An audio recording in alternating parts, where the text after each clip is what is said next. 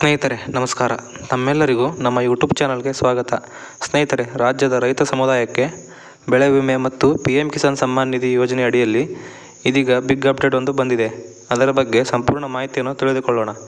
ತಪ್ಪದೇ ಈ ವಿಡಿಯೋನ ಸಂಪೂರ್ಣವಾಗಿ ನೋಡಿ. ಹಾಗೂ ನೀವೇನೂ ನಮ್ಮ ಯೂಟ್ಯೂಬ್ ಚಾನಲ್ಗೆ ಸಬ್ಸ್ಕ್ರೈಬ್ ಮಾಡ್ಕೊಂಡಿಲ್ಲ ಅಂದರೆ ಸಬ್ಸ್ಕ್ರೈಬ್ ಮಾಡ್ಕೊಳ್ಳಿ. ಹಾಗೆ ಈ ವಿಡಿಯೋಗೆ ಒಂದು ಲೈಕ್ ಮಾಡಿ. ಹಾಗೆ ನಿಮಗೆ ಎಷ್ಟು ಬೆಳೆ ವಿಮೆ ಬಂದಿದೆ ಎಂದು ಕಮೆಂಟ್ ಮಾಡಿ ತಿಳಿಸಿ. ಸ್ನೇಹಿತರೆ, ಬೆಳೆ ವಿಮೆ ಪರಿಹಾರ ಕುರಿತು ರೈತರಿಗೆ ಗುಡ್ ನ್ಯೂಸ್ ಒಂದು ಬಂದಿದೆ.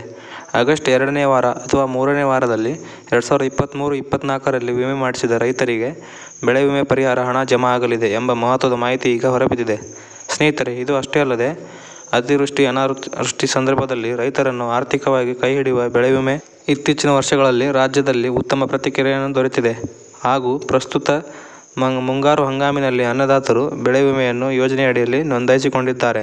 ಹೌದು ಸ್ನೇಹಿತರೆ, ಪ್ರಧಾನಮಂತ್ರಿ ಫಸಲ್ ಬಿಮಾ ಯೋಜನೆ ಅಡಿಯಲ್ಲಿ ಮುಂಗಾರು ಹಂಗಾಮಿನಲ್ಲಿ ಇಲ್ಲಿಯವರೆಗೂ ಒಟ್ಟು 5,87,741 ರೈತರು 12,29,441 ಹೆಕ್ಟರ್ ವಿಮೆಯನ್ನು ಮಾಡಿಸಿದ್ದಾರೆ. ಕಳೆದ ವರ್ಷ ಈ ಅವಧಿಯಲ್ಲಿ ಕೇವಲ 2 ಲಕ್ಷ ರೈತರು ಮಾತ್ರ ವಿಮೆಯನ್ನು ಮಾಡಿಸಿಕೊಂಡಿದ್ದರು.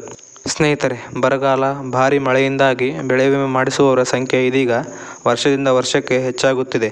ಹಾಗೂ ಸ್ನೇಹಿತರೆ, ಈ ಬಾರಿ ರೈತರಿಗೆ ಹೆಚ್ಚಿನ ಪರಿಹಾರ ಕೂಡ ಸಿಗಲಿದೆ ಎಂಬ ಮಾಹಿತಿಯನ್ನು CM ಸಿದ್ದರಾಮಯ್ಯನವರು ತಿಳಿಸಿದ್ದಾರೆ.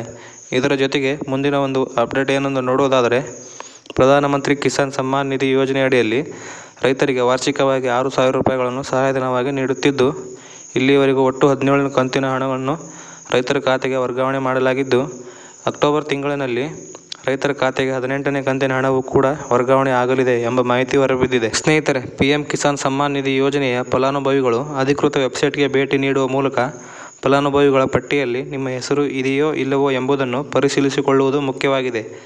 ಇಲ್ಲದಿದ್ದರೆ ಈ ಒಂದು ಯೋಜನೆಯಿಂದ ವಂಚಿತರಾಗಬಹುದು ಮತ್ತು KYC ಮಾಡುವುದು ಕೂಡ ಸೂಚನೆಯನ್ನು ಕಡ್ಡಾಯವಾಗಿ ಮಾಡಲಾಗಿದೆ. ಸ್ನೇಹಿತರೆ, ಈ ಮಾಹಿತಿಯು ನಿಮಗೆ ಇಷ್ಟ ಆಗಿದೆ ಎಂದು ಭಾವಿಸುತ್ತೇನೆ. ಇದೇ ರೀತಿ ಹೆಚ್ಚಿನ ಮಾಹಿತಿಗಾಗಿ ನಮ್ಮ ಚಾನಲನ್ನು ಸಬ್ಸ್ಕ್ರೈಬ್ ಮಾಡಿಕೊಳ್ಳಿ. ಹಾಗೂ ನಿಮಗೆ ಒಟ್ಟು ಎಷ್ಟು PM ಕಿಸಾನ್ ಯೋಜನೆಯ ಹಣ ಬಂದಿದೆ ಎಂದು ಕಮೆಂಟ್ ಮೂಲಕ ತಿಳಿಸಿ. ಧನ್ಯವಾದಗಳು.